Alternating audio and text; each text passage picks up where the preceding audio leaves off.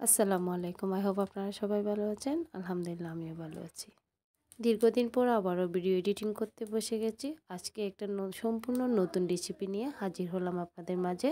তবে আজকে রেসিপিটা আমি তৈরি করছি না, অবশ্যই আমার ভাই তৈরি করছে। যদিও এখনও আমড়ার সিজন না, দেখা যায় গাছে কিছু আমড়া রয়েছে। এই আমড়াগুলো বড়ও হচ্ছে না। আমার ছোটো ভাই যখন শহর থেকে আসলো, ও বললো, আপু আমড়াগুলো আমাকে পেরে দাও, আমি নতুন একটা রেসিপি তৈরি করে খাওয়াবো তোমাদের। যে না বললো আমি তার অপেক্ষা করিনি। আমড়াগুলা পেরে আমি গাছ থেকে ছিলে নিয়েছি। তবে হ্যাঁ, ওলা তেমন একটা গভীরভাবে ছিলতে হয়নি। উপরে যে আটা আটা দেখা যাচ্ছে এগুলো নিয়ে নিয়েছি। আমড়াগুলো পরিষ্কার করে ধুয়ে আমি 4টা পলি করে ঢুকিয়ে নিয়েছি। পলির ভিতরে আমড়াগুলো সবগুলো উপকরণ এক এক করে দিয়ে দিয়েছি। সাথে একটা গামছা পেঁচিয়ে দেওয়ালে বাড়ি দিয়ে তেঁতু করে নিয়েছি। সবাই এই রেসিপিটা একবার ট্রাই করে দেখবেন, অসম্ভব মজা হয়েছে মাশাআল্লাহ।